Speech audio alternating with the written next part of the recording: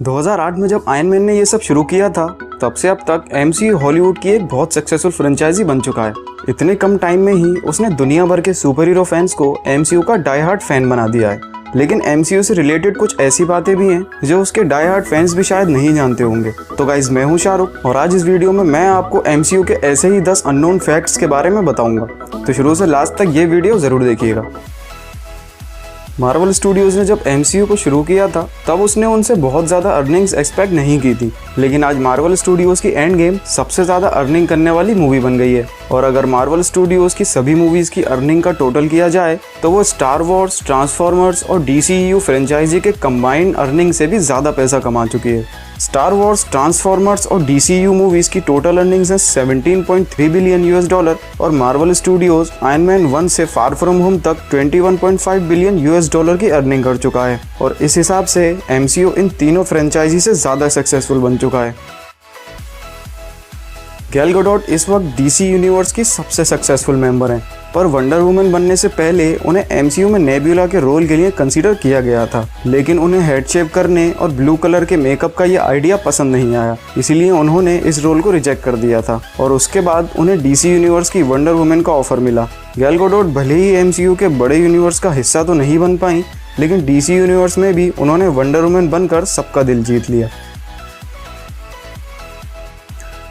जैसा कि आप सब ग्रूट के बारे में जानते ही हैं कि वो जब भी कुछ बोलता है तो बस आई एम ग्रूट कहता है। और उसको आवाज़ देने वाले एक्टर विन डीजल को अलग अलग टोन में आई एम ग्रूट रिकॉर्ड करना होता था, जिससे उन्हें ये काम काफ़ी बोरिंग लगता था, क्योंकि उन्हें खुद नहीं पता होता था कि वो क्या रिकॉर्ड कर रहे हैं। तो इस चीज़ को इंटरेस्टिंग बनाने के लिए गार्डियंस ऑफ द गैलेक्सी 2 में जेम्स गन ने विन डीजल को एक स्पेशल स्क्रिप्ट दी, जिसमें ग्रूट के हर डायलॉग के आगे उसका मीनिंग भी लिखा हुआ था, जिससे विन डीजल को आई एम ग्रूट रिकॉर्ड करते टाइम उस टोन में बोलने में मदद मिलती थी जो ग्रूट कहना चाहता था।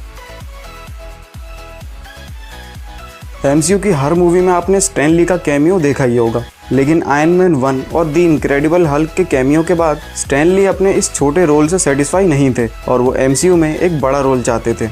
एक इंटरव्यू में स्टैन ली ने ये रिवील किया था कि वो एमसीयू में ओडिन का रोल करना चाहते थे, और जब थॉर 1 में ओडिन के लिए उनको कंसीडर नहीं किया गया तो वो इससे बहुत डिसअपॉइंट हुए थे।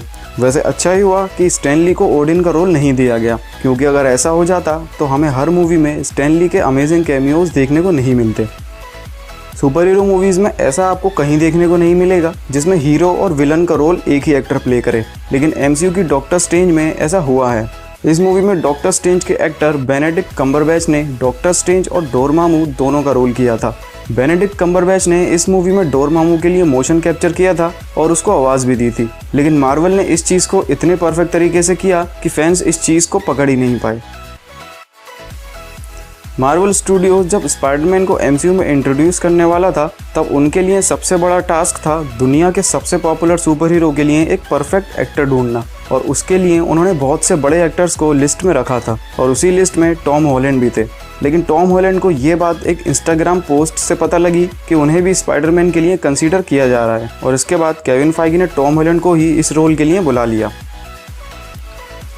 आपने स्पाइडरमैन को एमसीयू में 2016 की कैप्टन अमेरिका सिविल वॉर में देखा होगा, लेकिन बहुत ही कम लोग ये बात जानते हैं कि पीटर पार्कर को आयरन मैन 2 में भी दिखाया गया था। आयरन मैन 2 के क्लाइमैक्स में स्टार्क एक्सपो में जो बच्चा दिखाया गया था वो एक्चुअल में यंग पीटर पार्कर ही था, और केविन फाइगी ने इस बात को बाद में कंफर्म भी किया था। इसके अलावा आप ये भी नोटिस कर सकते हैं कि सिविल वॉर में इंट्रोड्यूस करते टाइम पीटर पार्कर को लगभग वही कपड़े पहनाए गए थे जो आयरन मैन 2 में उस बच्चे ने पहने थे, ताकि फैंस इन दोनों को रिलेट कर पाएँ।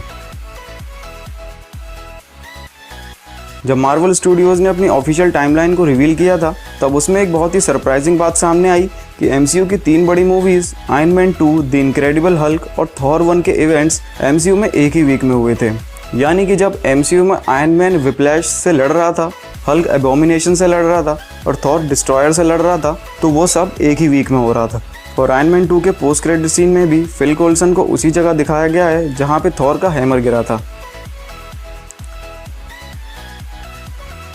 वैसे तो टोनी स्टार्क का कैरेक्टर हॉवर्ड ह्यूज पे बेस्ड था, लेकिन एमसीयू के टोनी स्टार्क के लिए स्पेस एक्स के सीईओ एलन मस्क से इंस्पिरेशन ली है। एलन मस्क को रियल लाइफ टोनी स्टार्क भी कहा जाता है। अगर आप एलन मस्क के बारे में नहीं जानते तो उनके बारे में सर्च करके आप समझ जाओगे कि क्यों उन्हें रियल लाइफ टोनी स्टार्क कहा जाता है। एलन मस्क को आयरन मैन 2 में एक कैमियो दिया गया है और इसके अलावा SpaceX हेडक्वार्टर्स के बाहर आयरन मैन का एक स्टैचू भी बना हुआ है।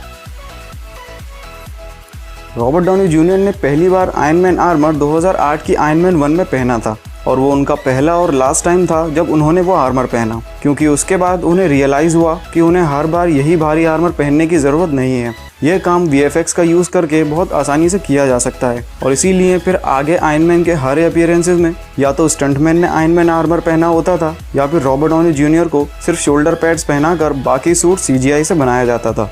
सो गाइज, आज की इस वीडियो में बस इतना ही। अगर आप ऐसे ही आयरन मैन के 10 अननोन फैक्ट्स के बारे में जानना चाहते हैं तो आप ऊपर आई बटन पर क्लिक कर उस वीडियो को देख सकते हैं। सो गाइज, आई होप आपको ये वीडियो पसंद आई होगी। अगर वीडियो अच्छी लगी हो तो इस वीडियो को लाइक और हमारे चैनल को सब्सक्राइब करना ना भूलें। मिलते हैं अगली वीडियो में and thanks a lot for watching this video. Like you, be strong to hold the powers of the sun.